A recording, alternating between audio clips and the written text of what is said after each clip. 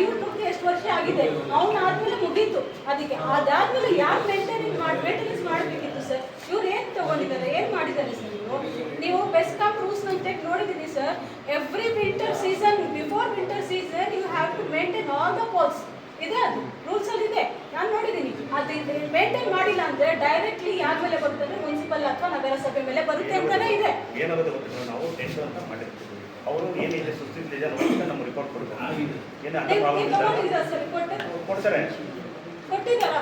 ಕೊಡ್ತಲ್ಲ, ಕೊಡ್ಬೇಕು. ನಾನು ಕೊಡಬೇಕು, ಅವ್ರು ಕೊಡ್ತಾರೆ. ಆ ಥರ ವ್ಯವಸ್ಥಿತ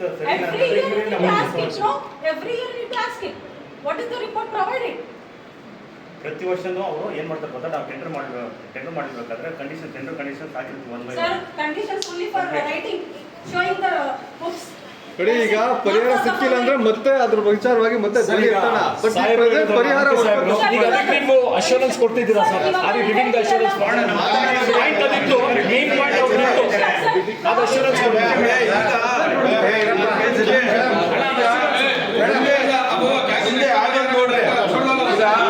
ಪರಿಹಾರ ಅನ್ನೋದು ನೆಕ್ಸ್ಟ್ ಸ್ಟೆಪ್ ಅಲ್ಲಿ ಮಾಡೋಣ. ಈಗ ಸದ್ಯಕ್ಕೆ ನೀವು ಪೋಸ್ಟ್ ಮಾರ್ಟಮ್ ತಗೊಂಡೋದ್ರೆ ಜವಾಬ್ದಾರಿ ಇರ್ತೀವಿ, ಮನುಷ್ಯರ ಒಬ್ಬರೇ ಬಿಡಲ್ಲ, ದಿನ ಜೊತೆ ಮಕ್ಕ ನೋಡ್ಕೊಳ್ಳೋ ನಾವೆಲ್ಲರೂ ಇರ್ತೀವಿ, ನಾವು ಕೂಡ ಜೊತೆಗೇನೆ ಇರ್ತೀವಿ. ಅವ್ರ ಫ್ಯಾಮಿಲಿಗೆ ಏನ್ ಬೇಕು ನಾವು ನಿಮ್ ಜೊತೆ ಹೋಗಲ್ಲ, ನಿಮ್ಮ ಹತ್ರ ನೀವು ಸ್ಟ್ಯಾಂಡ್ ಮಾಡಿದ್ದೀರಾ? 100% ಇರೋರೆಲ್ಲ ಇರ್ತೀವಿ, 100% ಇರ್ತೀವಿ.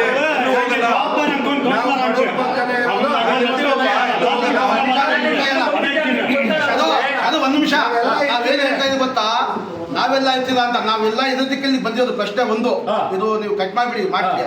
ನಾವು ಯಾವತ್ತಾಗ ನಿಮ್ಮ ಪರವಾಗಿ ಇದ್ದು ಇಲ್ಲಿ ಬಂದಿರೋದು. ಎಲ್ಲ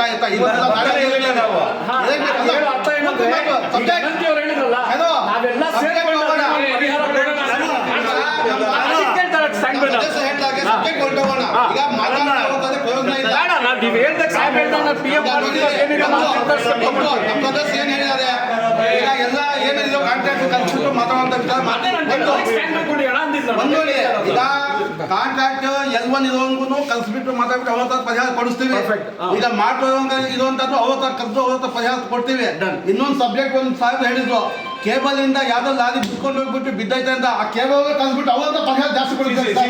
ಚೆಕ್ ಮಾಡಿಸಿ ಅದನ್ನ ಮೂರನೇದು, ನಾಲ್ಕನೇದು ಒಂದು ಏನು ಸರ್, ಆ ಹೆಣ್ಮಗು ಅನ್ಯಾಯ ಆಗಿದೆ, ಅದಕ್ಕೆ ನಮ್ಮ ನಗರಸಭೆಯಿಂದ ಏನನ್ನ ಎಲ್ಲ ಅಲ್ಲ, ಒಂದು ನಿಮಿಷ ಪರಿಹಾರ ಅಲ್ಲ, ಏನೋ ಒಂದು ಜಾಬ್ ಕೊಡುವಂಥದ್ದು ಏನನ್ನ ಮಾಡೋದು ಸರ್? ಲೈಫ್ ಟೈಮ್ ಕ್ವಶನ್ ಇದೊಂದು ನಾಲ್ಕು ಪರಿಹಾರ ಸರ್, ಅಷ್ಟೇ, ಬೇರೆ ಏನಿಲ್ಲ. ಫಾದರ್ ಇಂಡಿಪೆಂಡೆಂಟ್ ಇದ್ರು ಸರ್, ಡಿಪೆಂಡೆಂಟ್ ಯಾರಿಲ್ಲ, ಅವರಿಗೆ ಸೆಕ್ಯೂರಿಟಿ ಇಲ್ಲ. ಇವರು ಮಾವ ಇವನು ಆರ್ಟಿಸ್ಟಿಕ್, ಈಸ್ ಡೌನ್ ಸಿಂಡ್ರೋಮ್. ಥೆರಪಿಗೆ ಎವ್ರಿ ಮಂತ್ 10,000 ಪೇ ಮಾಡಬೇಕು ಸರ್, ಬಿಹೇವಿಯರ್ ಥೆರಪಿಗೆ. ಅದು ಯಾರು ಕೊಡ್ತಾರೆ? ಮೆಡಿಸಿನ್ ಎವ್ರಿ ಮಂತ್ 4,000 ಕೊಡಬೇಕು ಸರ್, ಅದು ಯಾರು ಕೊಡ್ತಾರೆ? ಇವ್ರಿಗೆ ಯಾರಿದ್ದಾರೆ ಸರ್? ಇವಾಗ ಅವ್ರ ಮಾವಾಗ ಆಗಲ್ಲ, ಯಾರು ಕೊಡ್ತಾರೆ ಸರ್? ಅವ್ರ ಪೇರೆಂಟ್ಸ್ ಏಜ್ಡ್ ಆಗಿದ್ದಾರೆ, ಯಾರು ಸರ್ ಕೊಡ್ತಾರೆ? ನೀವು ನಮ್ಮ ಸಮ್ ಅಮೌಂಟ್ ಎಷ್ಟು ಅಂತ ಅಲ್ಲ ಹೇಳ್ತಾ ಇರೋದು, ಲೈಫ್ ಟೈಮ್ ಅಲ್ಲಿ ಹೆಂಗ್ ದುಡಿತಾರೆ ಅವರು. ನೀವು ಕೊಡ್ತೀರಾ, ಅವ್ರು ನಮ್ಮ ಸಮ್ ಅಮೌಂಟ್ ತಗೊಂಡು ಖರ್ಚು ಮಾಡ್ಕೊಳ್ತಾರೆ, ಯಾಕಂದ್ರೆ ದುಡಿಯಕ್ಕೆ ಬರಲ್ಲ. ಅದಾದ್ಮೇಲೆ ಒಂದು ಸ್ಕಿಲ್ ಇಲ್ಲ ಸರ್ ಆಕೆಗೆ. ನೋಡಿದಮ್ಮ, ಈಗ ನೋಡಮ್ಮ, ನಾಲ್ಕು ಪ್ರಶ್ನೆಗಳನ್ನ ಹಾಕಿದ್ವಿ ಸಾಹೇಬ್ರಿಗೆ, 3 ಪ್ರಶ್ನೆ ಕ್ಲಿಯರ್ ಆಗುತ್ತೆ. ಅಂತ ಹೇಳಿದ್ದು ಹುಡುಗಿದು ಲೈಫ್ ಬಗ್ಗೆ ಅಥವಾ ಏನಾರ ಜಾಬ್ ಬಗ್ಗೆ ಮಾತಾಡಿದೀವಿ, ಅದ್ರ ಬಗ್ಗೆ ಸಾಹೇಬ್ರು ಈ ವಿಚಾರ ನೋಡಮ್ಮ. ಈ ವಿಚಾರದಲ್ಲಿ ನಗರಸಭೆಯ ಹೋರಾಟ ಇರ್ಬೋದು, ಈಗ ಮಾಜಿ ಆಗಿರೋದು ನಾವು ಸದಸ್ಯರು ಇರ್ಬೋದು, ಏನು ಎಲ್ಲ ಮುಖಂಡರು ನಿಮ್ಮ ಜೊತೆಗಿದ್ದೀವಿ, ಅದ್ರ ಬಗ್ಗೆ ಇವೆಲ್ಲ ಒಂದು. ಅದ್ರ ಜೊತೆಗೆ ಕಾನೂನು ಈಗ ಸರ್ಕಾರ ಸಾಹೇಬ್ ಹೇಳಿದಾಗ ಅವ್ರು ಏನು ಬೇಕಾದ್ರೂ ಕಾನೂನು ಬೆಲೆ ಏನು ಬೇಕಾದ್ರೂ ಪರಿಹಾರ ಕೊಟ್ಟು ಅದೇನೋ ಇನ್ಫೆಕ್ಷನ್ ಮಾಡಿಬಿಟ್ಟು ನಿಮ್ಗೆ ಯಾವುದು ನ್ಯಾಯ ಮಾಡುವಂಥ ಕೆಲಸ ಅವರು ಮಾಡ್ತಾರೆ. ಇದಕ್ಕಿಂತ ನಾವೇನು ಹೇಳಬೇಕಮ್ಮ, ಇದೆ ಆದಷ್ಟು